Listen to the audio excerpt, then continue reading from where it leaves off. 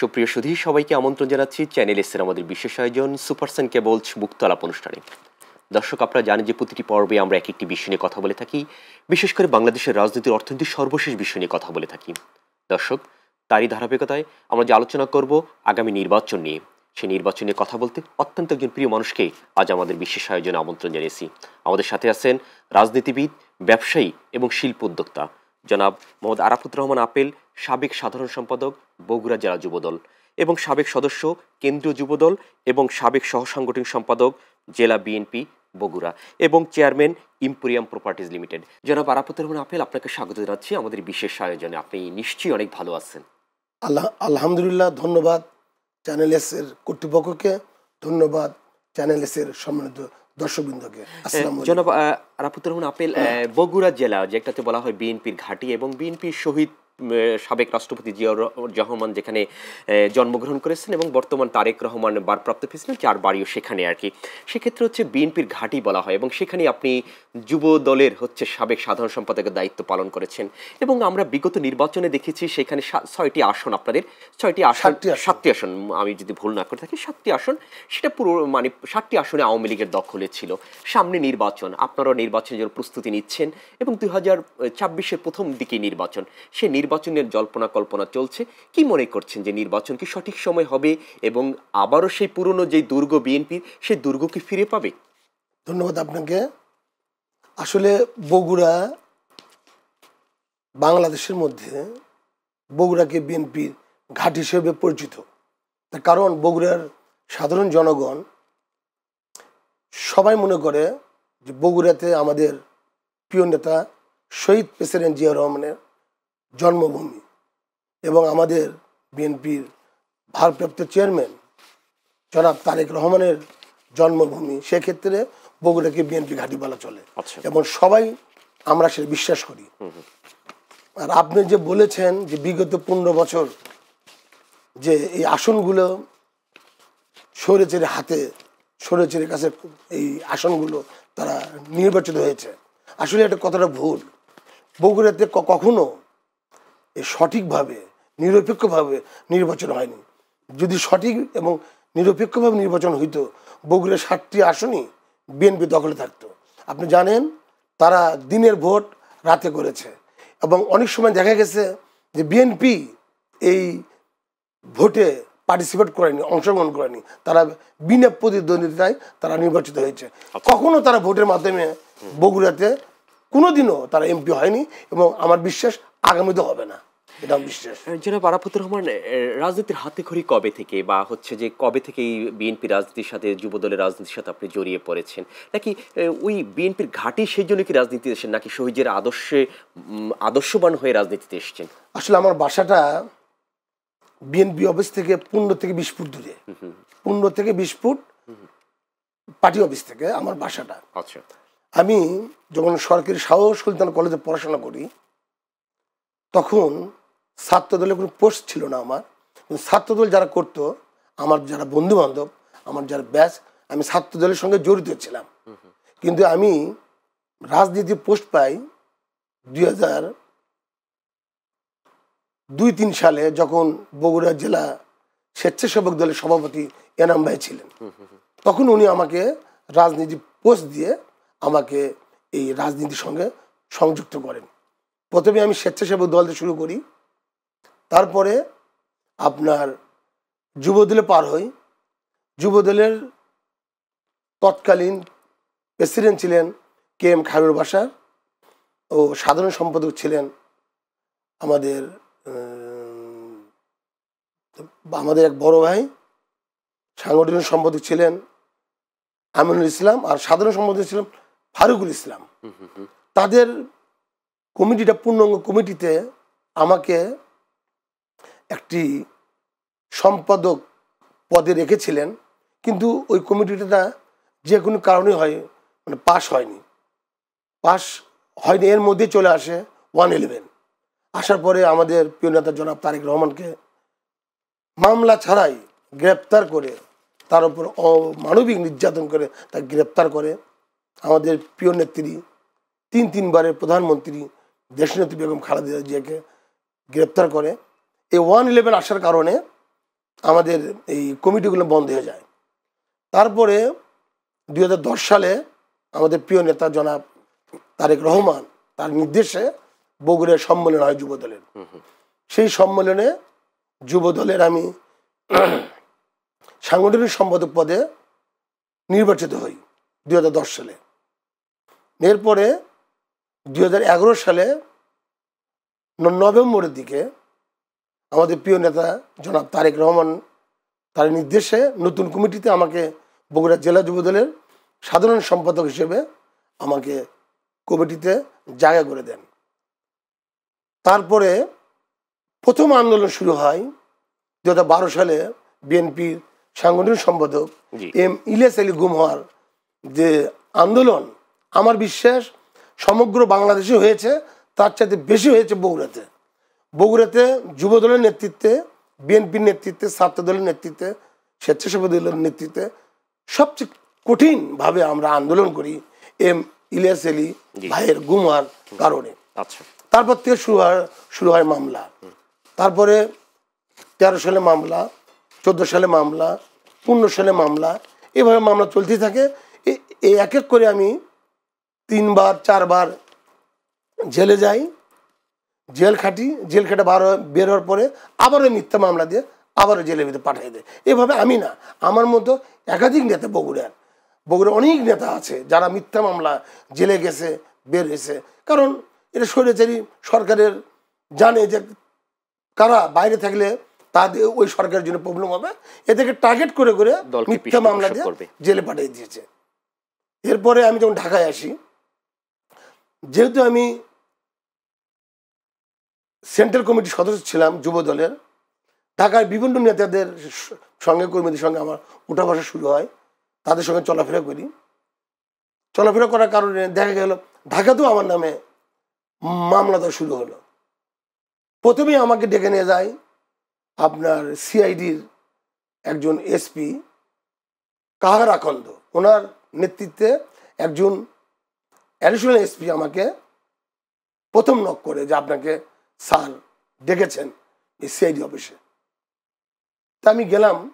যাওয়ার আগে আমাদের একটা বিএনপি মাইন্ডেড এক বন্ধু আছে, আপনি সেও এসপি নাজিম ভাই, ওনার সঙ্গে আমি যোগাযোগ করলাম।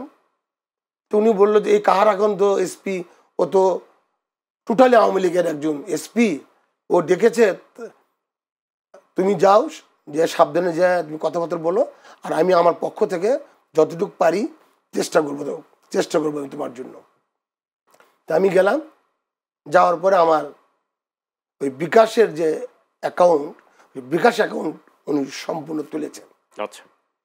তারপরে 2013 সালে বগুড়াতে আমাদের বগুড়া জেলা যুব দলের সভাপতি, সেক্রেটারি, সাংগঠনিক সম্পাদক সহ আমার মনে হয় আপনার 42 জনের নামে মিথ্যা মামলা দেওয়া হয়। ওই মামলা আমরা হাইকোর্ট থেকে জামিন নিয়েছি। 1 মাসের মধ্যে সারেন্ডার করতে বলেছে। তা আমরা 1 মাসের মধ্যে, নিয়মের মধ্যে আমার সভাপতি সহ, আমি সেক্রেটারি সহ, আমাদের যুব দলের যারা নেতৃবৃন্দ সহ আমরা সময়ের মধ্যে কোর্টে আমরা হাজিরা দিই।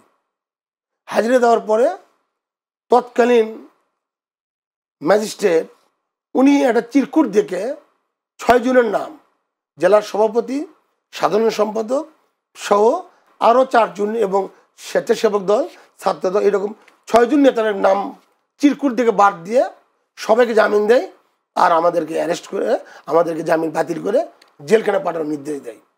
ঠিক ওই সময় যারা আমাদের দলের নেতাকর্মী, তারা এই চোখের সামনে দেখতেছে তাদের নেতাকে চিরকুট দেখে জেলে পাঠিয়ে দিচ্ছে আর বাদ বাকিকে জামিন দিচ্ছে। এটা দেখে তারা কোর্টের মধ্যে একটু হট্টগণ্ডগোল শুরু করে। এক পর্যায়ে যারা ত্যাগী নেতাকর্মী তারা এটা মানতে চায় না যে একই সঙ্গে আমরা মামলা খেলাম, জামিন নিলাম, কিন্তু তাদেরকে মানে নেতাদের কেন ভিতরে দিবে। তো ওই জিনিসগুলো কার আকন্দ ওই পত্রিকার ছবি সহকারে আমার সামনে উপস্থাপন করে, এবং ওই আমি যে টাকা বিকাশ করেছিলাম এখান থেকে বিভিন্ন আন্দোলনে, ওগুলো আমার সামনে প্লেস করে। কাহার আকন্দর কিন্তু অ্যাডিশনাল এসপি, কাহার আকন্দ না, মানে ওনার অ্যাডিশনাল এসপি। আমি তো ওখানে কিছু বলতে পারবো না, কারণ কি পেপার নিয়ে আসছে, আমি যে বিকাশ করেছি আমার নাম্বার থেকে সমস্ত কাগজ নিয়ে এসেছে, এখানে তো অস্বীকার করার মতো কোনো কারণ নেই। তাই আমি বললাম, দেখেন আমি বগুড়া জেলার দায়িত্বপ্রাপ্ত একজন নেতা, এখনো নেতা আছি। তা আমার দলের নেতা কর্মীদের অনেক সময় বিভিন্ন প্রোগ্রাম থাকে, সে প্রোগ্রাম চালাতে গেলে আপনার ব্যানার করতে হয়, ওই প্রোগ্রাম চালাতে গেলে ধরেন যে ছেলেবেলেদের রিক্সা ভাড়া, সিএনজি ভাড়া দিতে হয়। এসব কারণে আমার সাধ্যমতো আমি যতটুকু পেরেছি আমি চেষ্টা করেছি, এছাড়া আর কিছু না। আর যে পেপার দেখালেন, এটা আপনি বগুড়াতে আপনি সঠিকভাবে তদন্ত করেন। এখানে যে আমাদের যে 6 জনকে মিথ্যাভাবে অ্যারেস্ট করে প্রথম যে জেলে ঢুকাই, এটা পুরোটা অন্যায়ভাবে আমাদেরকে ঢুকিয়েছে। তখন সে বললো, দেখেন এইসব করে আপনি পার পাবেন না, আপনি আমাদের সঙ্গে পার্সোনালভাবে আপনাকে বসতে হবে। তার মানে তাদের টার্গেট ছিল যে তাদের কথা মতো যদি আমি তাদের সাথে যদি কোনো লেনদেনে না যাই, তাহলে আমাকে আবার এই ঢাকাতে মিথ্যা মামলা দিয়ে আমাকে অ্যারেস্ট করা হবে। তো যাই হোক, আমার বন্ধু ছিল নাজিম, এএসপি, বিএনপি মাইন্ডেড, ওনার সহযোগিতায়, ওনার পরামর্শ অনুযায়ী ওই ধাপে আমি ওখান থেকে বেঁচে যাই। তারপর নিয়ে যায় আমাকে র্যাব আমাকে ফোন করে আমাকে র্যাবের কার্যালয়ে নিয়ে যায়। ওই র্যাবেরও একই প্রশ্ন যে আপনি এখানে ঢাকায় এসেছেন, ঢাকায় এসে আপনি এই বিভিন্ন হরতাল অবরোধের সাথে আপনি গোপনভাবে সহযোগিতা করে এবং তাদের আন্দোলন করা, বিভিন্নভাবে শেল্টার দিচ্ছেন।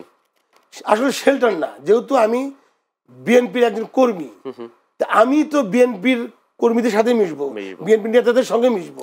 কিন্তু এই জিনিসগুলো তারা ফলো আপ করছে আমার মোবাইলটা ট্র্যাকিং করে।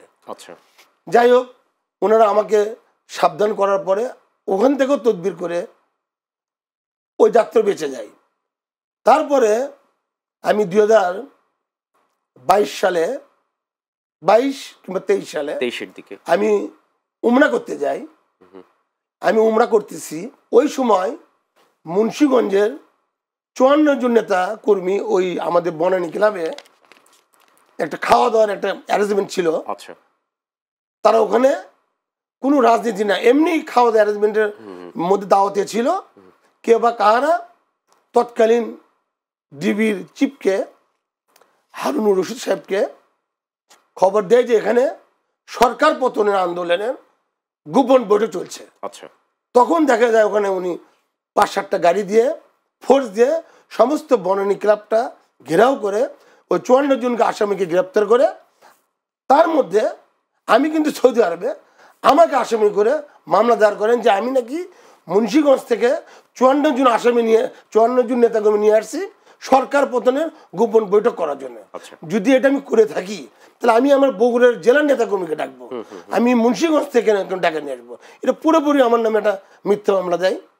মিথ্যা মামলা দেওয়ার পরে আমি আমাদের বিএনপি আইনজীবী ব্যারিস্টার কায়সার কামাল সাহেব, উনি বিএনপি যত নেতাকর্মী ওনার কাছে গিয়েছেন, উনি সর্বোচ্চ চেষ্টা করেছেন তাদেরকে হাইকোর্ট থেকে জামিন করার জন্য। তা আমি তার সঙ্গে পরামর্শ করি, তো উনি আমাকে বললেন যে আপনি আসেন, কোনো অসুবিধা নেই, আমি আমার সাধ্য মতো আপনাকে আমি জামিন করে দেওয়ার ব্যবস্থা করে দেবো। তা আমি আসার পরে ওনার সঙ্গে হাইকোর্টে যোগাযোগ করি, উনি ওনার সাধ্য মতো আমাকে হাইকোর্ট থেকে সুন্দরভাবে আমাকে বেল করে দেন। এরপরেও থেমে নেই। এরপরে আমাকে বলে যে আপনি একটু গা ঢাকাতে থাকেন, যেহেতু আপনার উপর চোখ পড়েছে, এইভাবে মামলা চলতেই থাকবে আপনার উপরে। এইভাবে করে আপনার 28টি মামলা, আমার 28টি মামলার সাথে আপনি জড়িত হয়েছে। সর্বমোট মামলা ছিল আমার 32টা। এর মধ্যে শুধু বগুড়ে আছে আমার 28টা। কেমন 28টা? একটা করে মামলা যখনই আপনি চিফ আপনি ম্যাজিস্ট্রেট কোর্ট থেকে যখন জজ করে গেছে, ভেঙে হয়ে গেছে 2টা করে। এরকম করে মামলা আমি সহ অনেক নেতা কর্মী বগুড়ার মিথ্যাভাবে তারা জেল খেটেছেন, বের হয়েছে, জেল খেটেছেন, এভাবে চলছে। বগুড়ার রাজনীতি সেটি হচ্ছে যে প্রত্যেকটা জেলাতে বা প্রত্যেকটা আসনেই দেখা যাচ্ছে একাধিক প্রার্থী, এবং হচ্ছে বগুড়াতে 7টি আসন, সেখানে হচ্ছে জিয়া পরিবারের অনেকে সেখানে নির্বাচন করতে চাচ্ছে আর কি। আপনি কিছুদিন আগে বলেছিলেন যে যদি বগুড়ার হচ্ছে যে কোনো একটি আসন থেকে, আমি যদি এই মুহূর্তে আমার মনে আসছে যে আসনটি থেকে যদি জিয়া পরিবারে কেউ যদি নির্বাচন না করে তাহলে আপনি করতে ইচ্ছুক, সেই আসনটি কোনটি এবং আপনি কোন দিকে বিবেচনা করে সেখানে নির্বাচন করতে চাচ্ছেন? আসলে বগুড়ি 7টি আসনই বিএনপির আসন এবং জিয়া পরিবারের আসন। বিশেষ করে বগুড়া 6 এবং 7 এটা হলো আপনার জিয়া পরিবারের আসন হিসেবে আমরা মনে করি। তে আমি গত মাসের 23 তারিখে আমার ফেসবুকে পোস্ট করেছিলাম যে জিয়া পরিবার আসন বগুড়া 6 আসন। জিয়া পরিবার বাদে জিয়া পরিবার যদি এই আসনে নির্বাচন করতে না চায় বা না করে, বগুড়ার যারা আরো নেতাকর্মী আছে তারা যদি ওই নির্বাচনে তারা যদি অংশগ্রহণ করে, সেই হিসেবে আমি একজন প্রার্থী হিসেবে আমি ওই আসনে নির্বাচন করতে ইচ্ছুক প্রদান করেছি। ওখানে জিয়া পরিবার যখন দাঁড়াবে তখন তো আমরা সবাই মিলে সর্বোচ্চ ভোটে আমরা জয়ী করে নিয়ে আসবো, এবং জিয়া পরিবার যাকে নমিনেশন দিবে জিয়া পরিবার থেকে তার পক্ষে কাজ করব। এটা হলো আমার বক্তব্য ছিল। এটি হচ্ছে যে বগুড়ার হচ্ছে গত 17 বছর বগুড়ার এর আগে আপনারা যখন সরকার ক্ষমতায় ছিল তখন ওই বগুড়া এলাকার বেশ উন্নয়ন হয়েছে। গত 17 বছর উন্নয়নের মাত্রা কতটুকু বা উন্নয়ন কতটুকু হয়েছে বলে আপনি মনে করছেন বা আপনি সচক্ষে সেটি অবলোকন করেছেন? আসলে বগুড়া এই বিএনপি ঘাঁটি হিসেবে পরিচিত হওয়ার কারণে বগুড়া কখনো উন্নয়ন হয়নি। বগুড়ার ওই সময় বিএনপির সময় যতটুকু উন্নয়ন করে গেছেন আমাদের প্রিয় নেত্রী দেশনেত্রী বেগম খালেদা জিয়া ও আমাদের প্রিয় নেতা জনাব তারেক রহমান, উনি থাকা অবস্থায় যতটুকু উন্নয়ন হয়েছে বগুড়ায় ততটুকু উন্নয়ন। এরপরে যত টেন্ডার বাজি হয়েছে, চুরি ডাকাতি, সব আওয়ামী লীগের নেতা কর্মীরাই, শুধু কাগজ পাতিতে দেখা গেছে টেন্ডার হয়েছে, আসলে বাস্তবায়নে কোনো কার্যক্রম হয়নি বগুড়ায়। প্রত্যেকটি আসলে দলীয় কোন্দল দেখা যাচ্ছে এবং হচ্ছে যে সেখান থেকে অনেকেই নির্বাচন করতে যাচ্ছে এবং যারা বিগত দিনে দলের জন্য কাজ করেনি বা হচ্ছে যে যারা দলের জন্য পরিশ্রম করে বা মামলা হামলার সাথে জড়িত ছিল তারাও এখন নির্বাচন করার আগ্রহ প্রকাশ করছে। তেগিদেরকে মূল্যায়নের বিষয়ে তারেক রহমান হচ্ছে যে কথা বলছে যে তারা এইবার তেগিদেরকে মূল্যায়ন করবে যারা 17 বছর মামলা হামলার সাথে জড়িত ছিল আর কি। আপনি এই বিষয়টিকে কিভাবে দেখছেন? আসলেই আপনি জানেন বাংলাদেশ জাতীয়তাবাদী দল বিএনপি একটা বৃহৎ সংগঠন। এই সংগঠনের যোগ্য নেতা, যোগ্য এমপি হওয়ার ক্যান্ডিডেট অনেক আছে, কিন্তু আপনার এক একটা থানায় আসন তো ধরেন যে আপনি একটা করে 300টা আসন। এই 300টা আসনের এগেনেস্টে মিনিমাম 1500 জন যোগ্য নেতা আছে যারা এমপি হওয়ার যোগ্যতা অর্জন করেছেন, কিন্তু আসলে তো একটি করে আসনে একটি করে এমপি প্রার্থী হবে, যেটা আমাদের প্রিয় নেতা জনাব তারেক রহমান এবং বিএনপি থেকে মনোনয়ন দিবে। এই একজনকে বাদ দিয়ে আর যারা থাকবে, যারা নিজেকে যোগ্য প্রার্থী হিসেবে মানে তৈরি করেছেন, তাদেরকেও আমাদের প্রিয় নেতা জনাব তারেক রহমান বলেছেন হয় এমপি না হলে পদ। যদি কেউ এমপি, আমাদের প্রিয় নেতা তারেক রহমান সাহেব যদি কাউকে এমপি নমিনেশন দেয় আর এমপি হওয়ার যোগ্য যারা বাদ পড়বেন তাদেরকে ভালো পদ দিবেন, ভালো জায়গায় রাখবেন। এখানে কোন্দল হওয়ার কোনো কারণও দেখি না এবং কোনো মানে কোন্দল যে হবে এই ধরনের অবস্থা আমরা দেখি না। সেটি হচ্ছে আপনি নির্বাচন করার আগ্রহ প্রকাশ করছেন বগুড়া 6 বা 7 আসন থেকে আর কি সেটি, কিন্তু নিজেকে কতটুকু তৈরি করতে পারছেন বা মানুষের কাছে কতটুকু যেতে পারছেন বা কোন বিষয়টিকে মাথায় রেখে যে একজন জনপ্রতিনিধি হলে এই গুণগুলো থাকা দরকার এবং আপনি বিগত 17 বছর যে মানুষের জন্য বা দলের জন্য এইটুকু করেছেন সেই বিষয় নিয়ে কথা বলবো একটা ছোট্ট বিরতির পরে। প্রিয় দর্শক, আমরা যাব সুপারসেন কেবলস সুজন ছোট্ট একটা বিরতিতে, থাকুন আমাদের সাথে, ফিরছি একটু পরেই।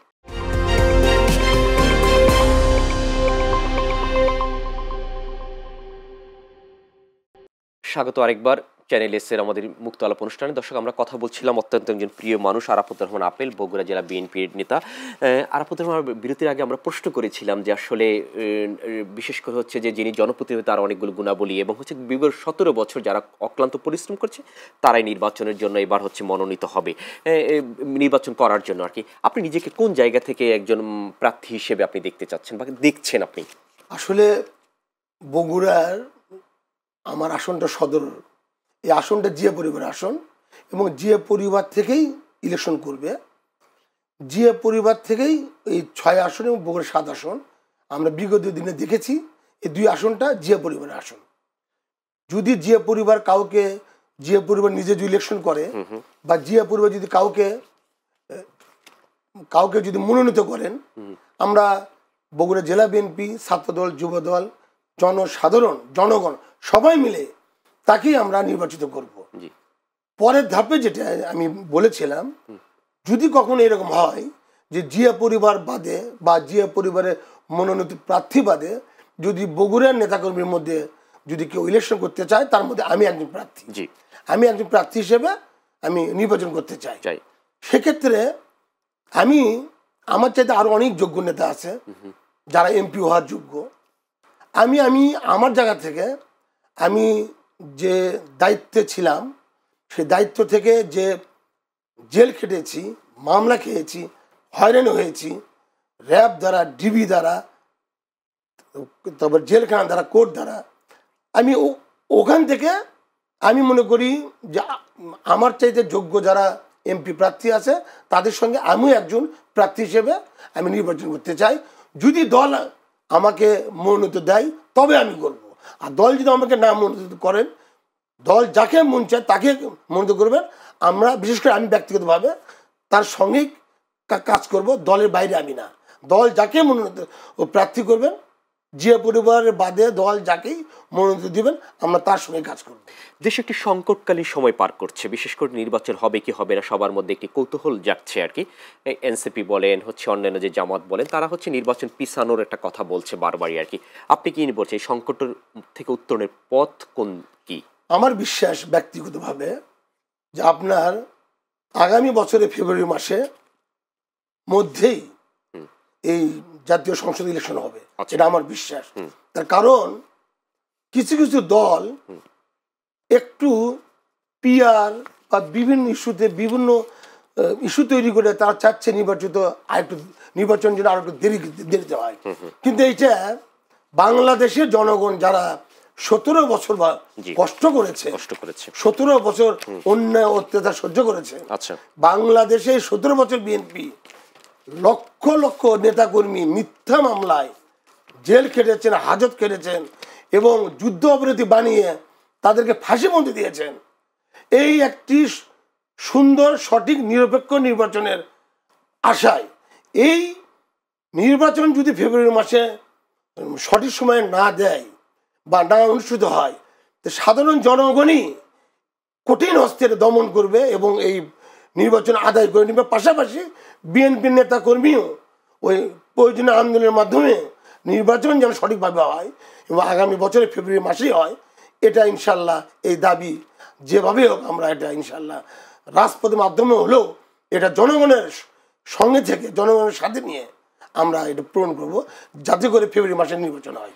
বিএনপি থেকে 31 দফা দিয়েছে এবং সেটি জনগণের কাছে আপনারা পৌঁছে দিয়েছেন অলরেডি আর কি, এবং সেটি বেশ সাড়া ফেলেছে আর কি। এটি কতটুকু বাস্তবায়নযোগ্য এবং যে দেশের সামগ্রিক পরিস্থিতি এখন যেই দিকে যাচ্ছে সেদিকে কি এই 31 দফা কি বাস্তবায়ন আপনার সরকার গঠন করলেও কি সম্ভব কিনা? আচ্ছা, 5ই আগস্ট 2024 সালের কিন্তু এটা 31 দফার যে আন্দোলনের যে একটা আন্দোলনের যে একটা রূপরেখা, এটা কিন্তু তারও 1 থেকে 1.5 বছর আগে আমাদের বিএনপির ভারপ্রাপ্ত মাননীয় চেয়ারম্যান মহোদয় উনি কিন্তু বলেছেন যে এই 31 দফার মাধ্যমে সবকিছু উল্লেখ করা আছে, একটি দেশকে কিভাবে উন্নতি করা যায়, একটি দেশকে কিভাবে সুন্দরভাবে পরিচালনা করা যায়, একটি দেশের জনগণকে কিভাবে সুন্দরভাবে বিশ্বের দরবারে বাংলাদেশকে উন্নত দেশের রূপান্তরিত করা যায়। এই 31 দফার মধ্যে আমাদের বিএনপির ভারপ্রাপ্ত চেয়ারম্যান জনাব তারেক রহমান উল্লেখ করেছেন এবং তার নির্দেশে আমাদের বিএনপির সিনিয়র নেতৃবৃন্দ, নেতাকর্মীরা প্রত্যেকটা অঞ্চলে, প্রত্যেকটা থানায়, ইউনিয়নে জনসভার মাধ্যমে, তারপর এলাকা ভিত্তিক মাধ্যমে, বৈঠক এর মাধ্যমে ঘরে ঘরে পৌঁছানো দেওয়ার চেষ্টা করছে আমাদের প্রিয় নেতা জনাব তারেক রহমানের নির্দেশে। আমার বিশ্বাস 31 দফার নিয়মটা যদি সঠিকভাবে যদি মানে পালন করা হয়, কোনো সমস্যা থাকবে না ইনশাআল্লাহ বাংলাদেশ পরিচালনার ক্ষেত্রে। একটি যে দেশ এগিয়ে যাবে। গত 1 বছর আমরা যেটুকু প্রত্যাশা করেছিলাম, বর্তমান যে সরকার রয়েছে অন্তর্বর্তীকালীন সরকার, প্রত্যাশার কতটুকু পূরণ হয়েছে? অনেকে বলছে বিন্দু পরিমাণ, অনেকে বলছে কম, অনেকে। আপনি কি দেখছেন যে প্রত্যাশা কতটুকু প্রাপ্তি সরকার ঘটাতে পারছে বলে মনে করছেন? আসলে এই 5ই আগস্টের পরে বাংলাদেশের জনগণ এবং বিভিন্ন রাজনৈতিক দল, বিশেষ করে যারা 17 বছর আন্দোলনের মাধ্যমে মিথ্যা মামলা হামলা খেয়ে জেল জুলুম খেটে যে আশা, যে প্রত্যাশা করেছিল এই বর্তমান সরকারের কাছে, পুরোপুরি সে আশা পূরণ হয় নাই। কারণ একটাই, যে বর্তমান যে উপদেষ্টার যে কমিটি আছে, এই উপদেষ্টা কমিটির মধ্যে কিছু উপদেষ্টা আপনারা পেপার পত্রিকা টিভিতে দেখেছেন, তারা নিজেরাই একটা চক্রের মাধ্যমে একটা অসৎ উদ্দেশ্যে আপনার অন্যায়ভাবে টাকা ইনকামের ব্যবস্থা করেছে, এবং আপনারা জানেন, সবই জানেন, এবং তারাও চায়, কিছু উপদেষ্টা চায় যে ভোট যত বিলম্বিত হবে তত তারা বেনিফিট করবে, কিন্তু তাদের এই আশা কখনো পূর্ণ হবে না। এটা আগামী বছরে ফেব্রুয়ারি মাসেই মাননীয় প্রধান উপদেষ্টা সাহেব উনি ঘোষণা দিয়েছেন যে আগামী বছরে ফেব্রুয়ারি মাসে নিরপেক্ষ নির্বাচন বাংলাদেশে অনুষ্ঠিত হবে। এটার কোনো বিকল্প নেই, এটা আমরা বিশ্বাস করি। সেটি হচ্ছে যে আমরা দেখেছি যে দেশের যে বর্তমান পরিস্থিতি, সেখানে হচ্ছে আপনি একজন ব্যবসায়ী, ব্যবসার বান্ধব সরকার সবসময় আমরা চাই আর কি। গত এক বছরের ব্যবসা বাণিজ্যের অবস্থা কোন জায়গায় গিয়ে পৌঁছেছে, এবং অনেকেই বলছে যে ব্যবসায়ীরা বলছে যে আপনাদের যে তারা ভালো নেই, গত এক বছরে তাদের অবস্থা আরও সংকটাপন্ন হয়েছে আর কি। আপনি কিভাবে দেখছেন, বা আপনি কি মনে করছেন একজন ব্যবসায়ী হিসেবে, শিল্প উদ্যোক্তা হিসেবে? আসলে 5ই আগস্টের পরে যারা অন্যায়ভাবে টাকা পাচার করেছে তারা দেশ থেকে পালিয়ে গিয়েছে, যারা অন্যায়ভাবে টাকা ইনকাম করে দেশে রেখেছেন কিন্তু তারা অনেকে জেলের ভিতর, অনেকে জেলের বাইরে। আচ্ছা, যারা অন্যায়ভাবে বিভিন্ন প্রজেক্ট তৈরি করে ব্যাংক থেকে হাজার হাজার কোটি টাকা লুটপাট করে ব্যাংকে দেউলে বানিয়ে দেউলে করে দিয়েছে, এসব বিভিন্ন কারণে ব্যবসার অবস্থা, যারা অরিজিনাল ব্যবসায়ী তাদের অবস্থা খুবই খারাপ। কিন্তু আমি বিশ্বাস করি আগামীতে নিরপেক্ষ নির্বাচন হলে, একদম নির্বাচনের মাধ্যমে একটি সরকার গঠন হলে, আমার বিশ্বাস ব্যবসায়ী তারা সুন্দরভাবে ব্যবসা পরিচালনা করবে, এবং তাদের যে সাময়িক যে প্রবলেমগুলো ফেস করছে, আমার মনে হয় একটি নির্বাচিত সরকার আসলে এগুলো তারা কেটে উঠবে এবং ভালোভাবে তার ব্যবসা করবে, এটা আমার ব্যক্তিগতভাবে বিশ্বাস করি। সেটি হচ্ছে বিএনপি এখন কাকে প্রতিপক্ষ মনে করছে, এবং তাদের বিরোধী হিসেবে, বা কারা তাদেরকে সমকক্ষ বা সমানভাবে তারা দেখতে চাচ্ছে, বা তাদের যে প্রতিদ্বন্দ্বী, শক্ত প্রতিদ্বন্দ্বী কাদেরকে ভাবছে এখন এই মুহূর্তে বিএনপি? আসলে বিএনপির সমতল বা সমকক্ষ বাংলাদেশের এই মুহূর্তে কোনো রাজনীতি বা কোনো রাজনীতিও নেই এবং অন্য কোনো দলও নেই। বিএনপি যদি মনে করে যে বিএনপির পরে কোনো দলকে বিএনপি যে প্রতিপক্ষ মনে করে, সেটা হলো জামাত ইসলাম। আচ্ছা, কারণ বিএনপির সমকক্ষ, বিএনপির জনগণের যে একটি দল, জনগণের ভালোবাসার দল, জনবান্ধব দল, এই বিএনপির পরে যদি কোনো দল হিসেবে আমরা প্রতিপক্ষ মনে করে বিএনপি, সেটা হলো যে জামাত ইসলাম। এছাড়া আমরা আর কাউকে বিএনপি প্রতিপক্ষ মনে করছি না। এনসিপি বিভিন্ন সময়ে বিএনপিকে নিয়ে কথা বলেছে, এবং তারা এখন আবার আপনাদের সাথে সুর মেলাচ্ছে আর কি। এনসিপি 300 আসনে মনোনয়ন দেওয়ার কথা ভাবছে, প্রার্থী দেওয়ার কথা ভাবছে আর কি। তারা কি আসলে এবং তারা বলেছে যে অনেকগুলো আসন এবং এককভাবে সরকার গঠন করার চিন্তা ভাবনা করছে, এই চিন্তাকে চিন্তাকে আপনি কিভাবে দেখেন? আসলে এনসিপি আপনি যে কথা বললেন, তারা হয়তো মুখে বলছে যে আমরা এত আসন দিব, কিন্তু তাদের মন জানে তারা যদি ইলেকশন করে, আমার মনে হয় কোনো দলের সম্পৃক্ত ছাড়া তারা যদি একক নির্বাচন করতে চায়, আমার মনে হয় 5টা এমপি তারা হতে পারবে না। কারণ তারা এসেছিল একটি আন্দোলন নিয়ে, কোটা সংস্কার আন্দোলন। আপনি দেখেছেন আপনার কিছুদিন আগে ওই নেপালে, শ্রীলঙ্কায় দেখেছেন তারা বিভিন্ন আন্দোলনে ছাত্ররা আন্দোলন করে সরকার পতন, স্বৈরাচারী সরকার পতন ঘটিয়ে তারা যার যার অবস্থানে ছিল তারা শেষ অবস্থান ফিরে গেছে। দেশে এখন বেকারত্বের হার বেড়েছে, গত এক বছর আরো বেশি বেড়েছে, অনেক শিল্প কারখানা বন্ধ হয়ে গিয়েছে আর কি। জনপ্রতিনিধিদের অনেক মানুষের কাছে অনেক তাদের থাকে, প্রত্যাশা থাকে, এবং তারা অনেক প্রতিশ্রুতি দেয় আর কি। এই বিষয়টিকে বেকারত্ব দূরীকরণের জন্য, বিশেষ করে আপনি যদি কখন নির্বাচন করেন, বেকারত্ব দূরীকরণে আপনার কোনো ব্যক্তিগত কোনো পদক্ষেপ থাকবে কিনা? আপনি জানেন যে বাংলাদেশ জাতীয়তাবাদী দল বিএনপি জনবান্ধব দল। আল্লাহ পাকের রহমতে, বাংলাদেশের জনগণের দোয়ায়, আল্লাহ পাকের রহমতে, বাংলাদেশের জনগণের সহযোগিতায় যদি বিএনপি সরকার গঠন করে, তো এই যে বেকারত্ব, এই বেকারত্ব কিন্তু ওই একটি দফার মধ্যেও আছে। এই বেকারত্ব কেমনে ভাবে 1 কোটি যুবককে হচ্ছে যে কর্মসংস্থান করবে, এবং এর মধ্যে উল্লেখ আছে এই বেকারত্ব কিভাবে দূর করা যায়। এটা বিএনপি যেহেতু 3বার দেশ সফলভাবে পরিচালনা করেছেন, আমার বিশ্বাস আগামীতে এই দেশ পরিচালনার দায়িত্ব পাইলে বিএনপি এই বেকারত্বটা পুরোপুরি দূর করবে, এটা আমার বিশ্বাস। দলের অনেক নেতাকর্মীদের বিরুদ্ধে অনেক অভিযোগ রয়েছে এবং নির্বাচন সামনে, এবং সেটি নিয়ে হচ্ছে যে দলের মধ্যে অনেক সংস্কার করার চিন্তা ভাবনা করছে এবং কিভাবে নির্বাচনকে সুন্দরভাবে তারা অংশগ্রহণ করতে হবে সেটি কথা চিন্তা করছে। আপনি কি মনে করছেন যে নির্বাচন আসার আগ পর্যন্ত যেই অভিযোগগুলো আছে সেগুলো কাটিয়ে উঠতে পারবেন আপনারা? আমি একটু আগে বলেছি যে বিএনপি একটি বৃহৎ সংগঠন। এই এত বড় সংগঠনে দুই একজন কর্মী নেতা ভুল করতে পারে, এবং সঙ্গে সঙ্গে আপনি দেখেছেন আমাদের দল থেকে আমাদের বিএনপির মাননীয় ভারপ্রাপ্ত চেয়ারম্যান জনাব তারেক রহমানের নির্দেশে সঙ্গে সঙ্গে তাকে বহিষ্কার করা হয়েছে। বহিষ্কার করা হয়েছে কারণ একটাই, যে ওইটা দেখে আরো যারা কর্মীরা আছে তারা যেন পথভ্রষ্ট না হয়। যে কারণে বিএনপিতে যখনই যে অভিযোগ এসেছে সেই অভিযোগ প্রমাণ হওয়ার সাথে সাথেই বিএনপি ব্যবস্থা গ্রহণ করেছেন, এবং আমাদের প্রিয় নেতা জনাব তারেক রহমান নির্দেশে সঙ্গে সঙ্গে তাকে বহিষ্কার করা হয়েছে। যে পরবর্তীতে তাদেরকে ফেরত নিবে কিনা, তারা আসবে কিনা, এটা সম্পূর্ণ দলের যারা নীতি নির্ধারক তাদের উপরে নির্ভর করবে। এটা একটি বিষয় হচ্ছে দেশ এগিয়ে যাচ্ছে এবং দেশ এগিয়ে যাবে এবং আমরা উন্নত বিশ্বের সাথে আমরা তাল মিলিয়ে চলবো। সেক্ষেত্রে এই দেশকে নিয়ে আপনাদের অনেক স্বপ্ন রয়েছে বিএনপির পক্ষ থেকে। আপনারা যারা নতুন করে এই দেশকে সাজাতে চাচ্ছেন তাদের ভেতরে আর কি স্বপ্ন দেখছেন এই দেশটিকে নিয়ে, যে একদিন এই দেশ বিশ্বের বুকে মাথা উঁচু করে দাঁড়াবে এবং একটি সুখী সমৃদ্ধ বাংলাদেশ হবে? সেই স্বপ্ন কি বাস্তবায়ন যোগ্য কিনা বা বাস্তবায়ন হবে কিনা? আপনি জানেন এই দেশকে অর্থনৈতিকভাবে একদম ঝুড়িবিহীন অবস্থায় স্বৈরাচারী সরকার রেখে পালিয়ে গিয়েছেন। এই দেশকে সুন্দরভাবে সাজাতে গেলে বিশ্বের দরবারে বাংলাদেশকে উন্নত দেশ হিসেবে যদি উল্লেখ করতে চান, তো একমাত্র গণতান্ত্রিকভাবে নির্বাচিত সরকার যখন গঠন করবে তখন তারা এই দেশকে কিভাবে কোন কোন সেক্টরে কিভাবে কাজ করলে খুব অল্প সময়ে এই দেশকে উন্নত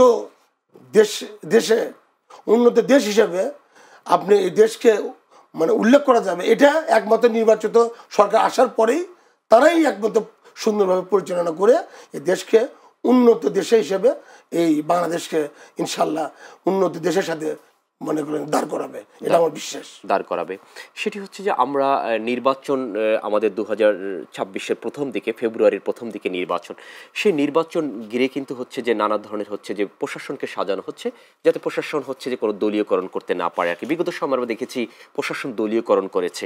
আপনি কি মনে করছেন যে আসলে প্রশাসন কারোর পক্ষ নিলে দেশের নির্বাচন ব্যবস্থা কি বন্ডুল হবে কিনা?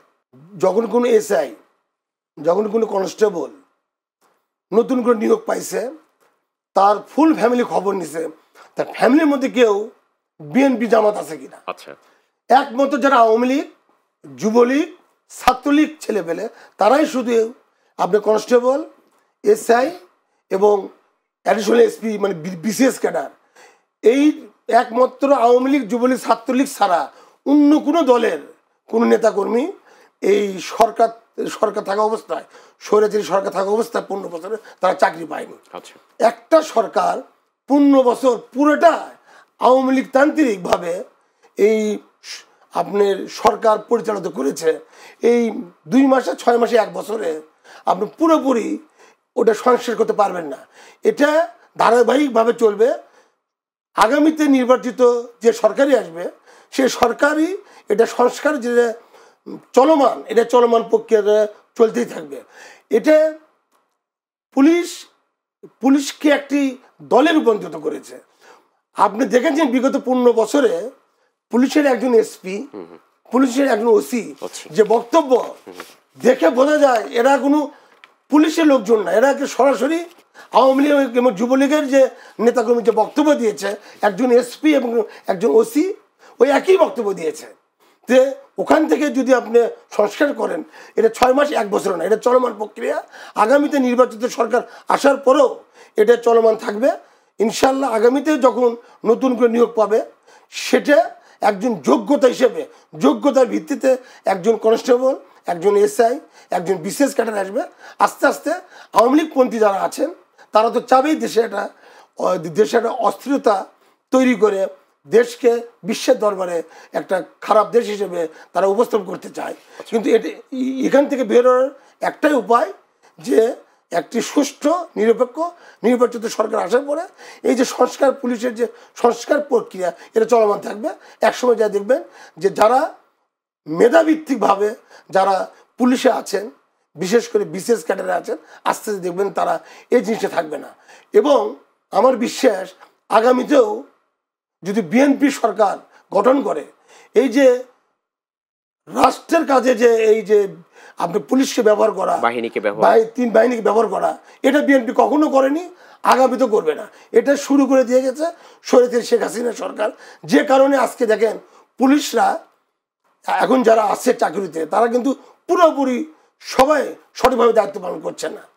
কিছু যারা আছে নিরপেক্ষ, যারা আছে যে অরিজিনাল, যারা এই পুলিশের এসআই, পুলিশের ওসি, পুলিশের এসপি, তারা কাজ করছে। কিন্তু যারা আওয়ামী লীগপন্থী, তারা কিন্তু নীরব ভূমিকায় শুধু কোনো মতো গা বাছাভাবে তারা দায়িত্ব পালন করে যাচ্ছে। যে কারণে দেশে এখনও কিন্তু অস্থিরতা আছেই। দেশে দেখবেন এখনও সাধারণ মানুষ রাত হলে স্বাভাবিকভাবে তারা বের হতে চায় না, এবং রাত হলে যত তাড়াতাড়ি সম্ভব তার বাসায় ফিরতে চায়। কারণ পুলিশ সঠিকভাবে পুলিশটা কাজ করছে না। কিছু সংখ্যক পুলিশ কাজ করছে, যারা আওয়ামী লীগপন্থী পুলিশ, তারা কিন্তু গা ছাড়া দিয়ে কাজ করছে। বিধায় এই টুকটাক দেখবেন যে বাংলাদেশে বিভিন্ন জায়গায় বিভিন্ন কিছু অঘটন টুকটাক ঘটছে এইসব কারণেই।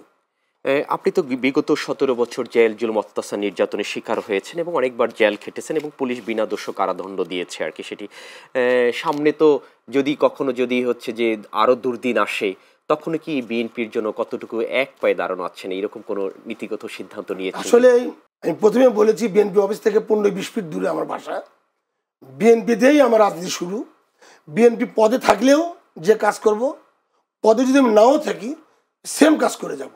বিএনপির সঙ্গে আছি, বিগত দিনে ছিলাম, এখনও আছি, আগামীতে থাকবো, এবং দলের সঙ্গেই কাজ করে যাব। এটার কোনো সন্দেহ 1% নেই। আপনি নিশ্চিতভাবে আমি বলতে পারি যে এই বিএনপি সঙ্গে ছিলাম, আছি এবং আগামী থাকবো ইনশাল্লাহ। সেটি হচ্ছে দেশের যে ক্লান্তিকাল চলছে, সেই ক্লান্তিকাল থেকে উত্তরণের আপনি বলছেন যে পথ একমাত্র হচ্ছে নির্বাচন।